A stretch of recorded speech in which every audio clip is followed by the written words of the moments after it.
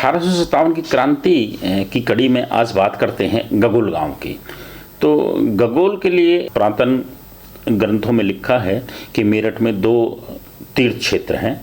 एक गगोल है, तो गगोल जो है ऋषि विश्वामित्र की तपस्थली रहा है।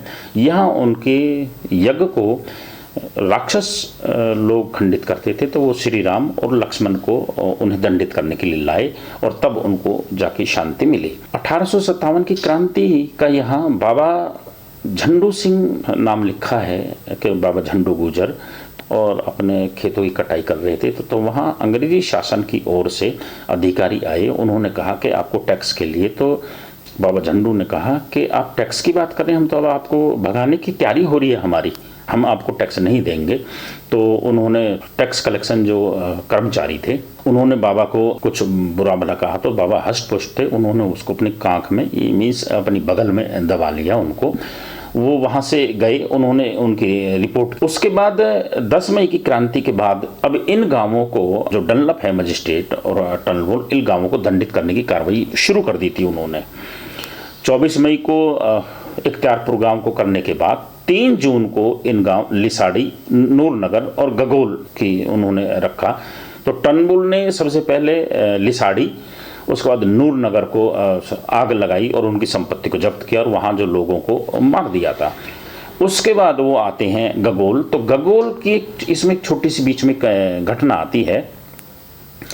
वो नैरेटिव इवेंट्स में जो लिखा है, जो अपनी रिपोर्ट थी विलियम म्यूर की, नवंबर 1858 को उन्होंने जो सरकार को सौंपी थी, तो उसमें पेज नंबर 244 पर वो लिखते हैं वो कि वहाँ के जो कोतवाल थे बिशन सिंह, तो बिशन सिंह ने गगोल जो सेना समय पर ना पहुंचे और गांव वालों को भागने का समय मिल जाए, तो इस वजह से बिशन सिंह ने सेना को वहां 4 घंटे उलझाई रखा।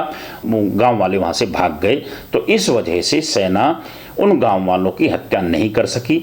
लेकिन सेना ने सारे गांव को जला दिया और वहां की जो संपत्ति थी, पशु थे, उन सबको जब्त कर उसको मेरठ काट में लाद कर ले गए। उसके बाद टनबुल ने उनको, बिशन सिंह को बड़ा बुरा भला कहा और उनको नोटिस निकाल दिया कि अब हम इनको दंडित करेंगे। तो बिशन सिंह जी वहाँ से भागकर नारनौल चले गए। वो बिशन सिंह जी जो रिवाड़ी के राजा थे, राव तुलाराम उनके भाई थे, तो वहाँ चले गए और नारनौल में अंग्रेजों के साथ लड़ते हुए उनकी शहादत हुई। तो बिशन सिंह जी का बहुत बड़ा रोल रहा है क्रांतिकारियों को बचाने का, उस गांव को बचाने का। उनकी सिंपैथी अपने भाइयों के साथ थी, अपने लोगों के साथ थी।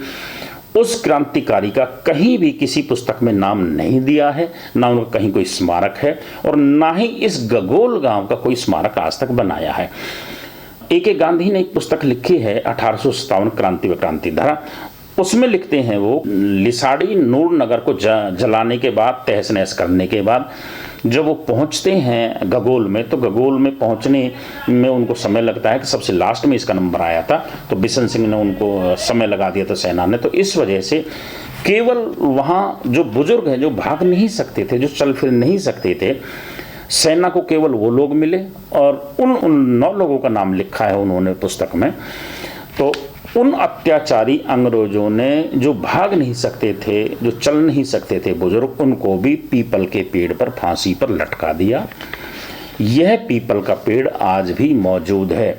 वो मैं उनके नाम बता देता हूँ जो ए.के. गांधी साहब ने अपनी पुस्तक में लिखे हैं। राम सहाय, घासीराम, रमन सिंह, हरजत सिंह, हिम्मत सिंह, कढेरा सिंह, सिब्बा सिंह, बैरम और दरबा सिंह।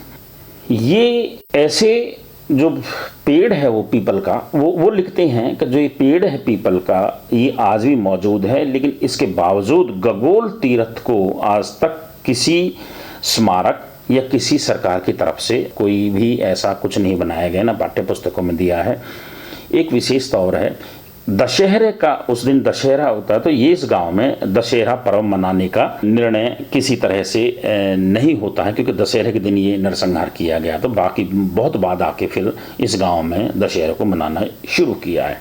तो उसके बाद दूसरी पुस्तक है एक और, पीजेंट आर्म्स, जो एरिक स्टोक साहब ने लिखी है। उसमें भी इन्होंने सेम विवरण दिया है, वो भी मैं उनको पढ़ के बता देता हूँ आपको। तो कह रहे कि मेरठ के दक्षिण 3 से 6 किलोमीटर की दूरी थी लिसाड़ी, नूरनगर, और अब ये मेरठ का हिस्सा बन गए हैं। 3 जून को इन गांवों के लोगों ने बहुत बड़ा नरसंहार देखा।